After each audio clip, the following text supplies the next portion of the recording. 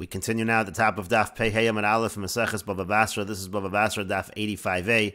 This daf is sponsored by David Grossman. Thank you for your sponsorship. If you would like to sponsor an Amud Daf, see the description box below, and see the description box below to see how you can support this channel.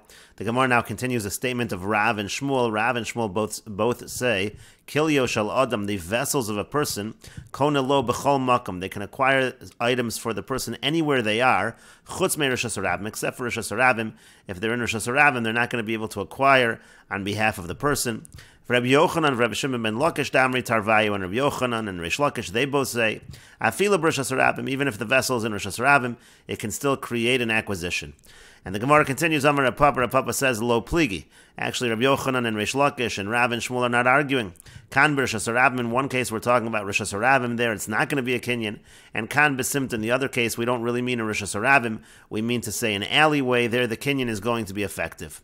And the Gemara says, V'yamai korula Rishas Harabim. Now, why would they call a Simta a Rishas Harabim? Why would they refer to an alleyway as a Rishas Harabim? The idea is she'ein Rishas Hayachid. The idea is that it's not a Rishas Hayachid. It's not really a true Rishas Harabim, but we can refer to it as a Rishas Harabim.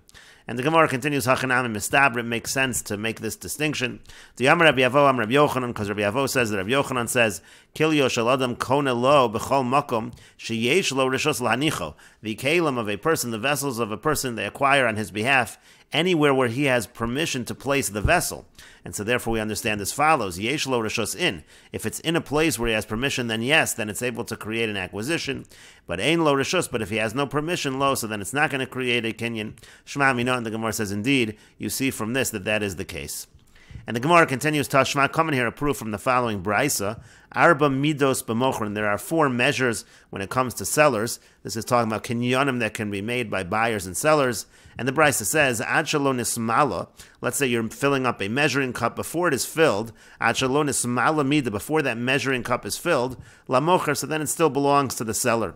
Mishin nismala. But once it's filled up, mishin nismala mida. Once the measuring is filled up, the lokeach. Then already it goes to the buyer.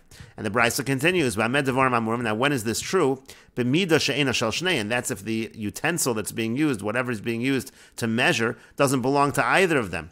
It belongs to neither one. Avol im haisa mida shel echad mehen, but if it's a measuring utensil that belongs to one of them, so then rishon kana, so then each item as it goes into this utensil, that person is going to acquire it because he's the owner of this particular vessel. And the Braisa continues, B'med devar mamurim, when is this true? B'Rishus Harabim, it's true in a Rishus Harabim, in a public area, u'v'chatzer she'ena shel shneim, or let's say you're talking about a courtyard that doesn't belong to either of them. Avol b'Rishus mocher, but let's say this is all happening in the property of the seller, lo kana ad shiag biena, so then the buyer is not going to acquire anything until he lifts it up, he does a kinyan of hagbah, or ad shiotziena mirishus, or until he takes it out of his Rishus, until he takes it out of the property. And the Braisa continues, B'Rishus lokeach. Now let's say this is all happening in the property of the buyer. Kevan shekibel olav mocher kana lokeach. Once the mocher accepts it upon himself, then the lokeach is going to acquire. The lokeach will make a kinyan. And the Braisa continues, B'Rishus halo hamufkadim etzlo. Let's say it's in Rishus of somebody where it's deposited over there, a third party. So lo kana yekabel olav, so he's not going to be able to acquire until he either accepts upon himself, meaning to say this person, this third party, allows the buyer to acquire, or until the person, the buyer, actually rents the location from him, has rights to the location, then he'll be able to acquire. And so the Gemara now brings its proof from the Braisa. Katani miha. Nevertheless, what does it say over here in the Braisa?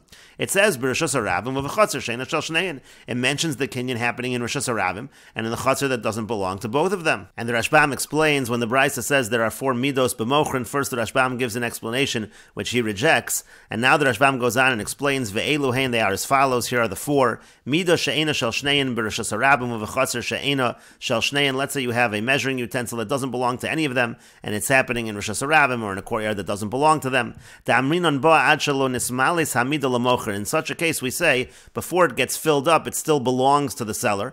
And misha nismalis hamida, once it gets filled up, then it goes to the buyer. Hare achas, that's case number 1. Mida shel echad mehen, and then case number 2 is, let's say it belongs to one of them. So then rishon kana, then as it goes in one by 1, the kinyan is made. Harei shtayim, that's case number 2. Rishus lokeach, let's say this is all happening in the rishus of the lokeach. Miyad keshekibel mocher kana, immediately when the seller accepts, there's a kinyan. Harei gimel, that's case number 3. And rishus mocher or rishus nifgad, let's say it's the rishus of the seller or the rishus of this third party to come a farish ben din hagbo, v'otzah, kabola, uschiris harei dalid. So there we have various halachas that are explained in terms of making a kinyan hagbo, etc. That's the 4th case. And the Rashbam continues, Anshelo nismalis hamida l'mocher. Again, this is case number 1, where it belongs to the mocher until it gets filled up. Meaning, shem nishbach hayayin. Let's say you're filling a container with wine, and then it gets spilled out, or hashemen, or let's say the oil spills, or imhukar l'mocher. Let's say it becomes more expensive. So then again, it's going to be l'mocher v'yochol lachzer bo. The mocher in all of these cases, he's going to have a reason why he may want to retract, and he can retract. The muki lo l'kamei b'mida sheshoalu shenein. We say later on that we're talking here about a measuring utensil that they're both borrowing. Hilkach kolzman shelo nismalis hamida. Therefore, as long as it hasn't been filled up, harehi b'rishus mocher, it's considered to be in the possession of the seller. And misha nismales harei b'rishus lokech. Once it's filled up, it's now in the rishus of the buyer.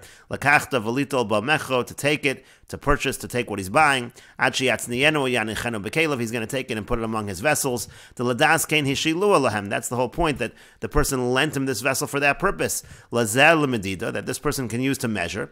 And then the buyer will take it and put it away privately. As long as they're still filling, so then it's still in the rishus of the person doing the measuring, the seller. The buyer is not able to acquire in the vessels of the seller, if he hasn't done a kinyan meshicha or he hasn't done a kinyan hagba.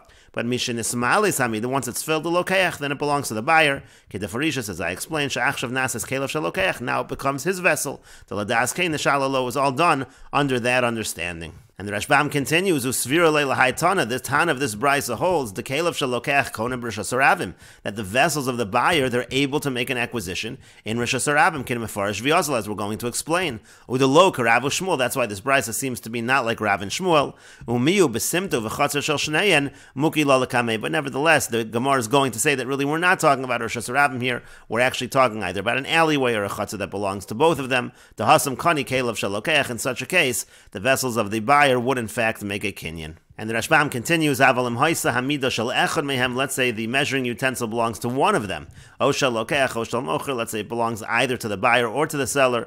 So then Rishon, then as it goes in, it goes to that person, Shanos and Lasoch Hamida, as they're putting it into the vessel, Kanabal Hamida, whoever owns it, he makes the acquisition, Shim Hamida Shal Mocher, if it belongs to the seller. Afal Pishan Esmalis Hamida, the point is, even if it's filled up, Harehi Shal Mocher, it still continues to belong to the Mocher. Velo Kana Lokeach, and the buyer's not going to acquire. V'afal Pisha even though they set the amount of money, still the money is not going to make a difference. Giving the money doesn't matter. You're not kohen until you do a mashiach. You have to pull it. Because we're talking again about the kalim of the son of Shasarab, minami besimter, even if it's in an alleyway, lokani lokeach. The buyer does not acquire. And the Rashbam continues, let's say they're doing the measuring in the rishus of the seller, the buyer does not acquire, even though the vessel they're measuring with belongs to the buyer, he still doesn't acquire.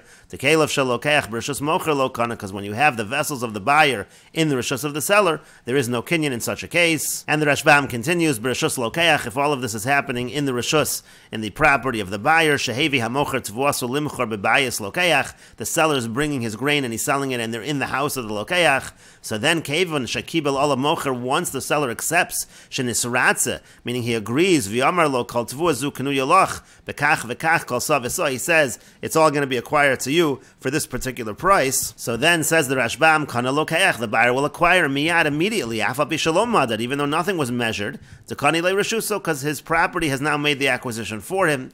V'afal bishamida shel mocher, even though the measuring utensil is the seller's, ta'akli bought a leitzel rishus, because we say that the vessel is nullified in terms of the fact that it's already in the buyer's property and the buyer can acquire. And the Rashbam continues, hamufkad and etzel, let's say it's deposited by a third party, shehifkit sham mocher peiros, of the seller put his produce produce over there. Umistama hikna lo nifkad lamafkid es reshuso. And what happened, mistama, is that the person who it's deposited by, he's giving over his property, he's giving certain rights to the seller. Letzorech peiros of limchor, for his produce that he'll be able to sell it. Velimdod peiros of beveso kederech kol nifkadim. He's allowing him to measure it over there in his house, just like anybody would allow in such a case. So then Achi Kabel Olav, so then it's not going to be a kinyan until he accepts upon himself. And the Rashbam explains nifkad b'mitzvos mafkid, meaning when the seller tells this third party, he instructs him liyachid lo reshus l'lokeach, that I want you to designate space and permission for the buyer liknos haperos, to acquire the produce ba'asher hu sham o sheyiskor, where they are, or he should rent it. Again, in those situations, the kinyan will take effect.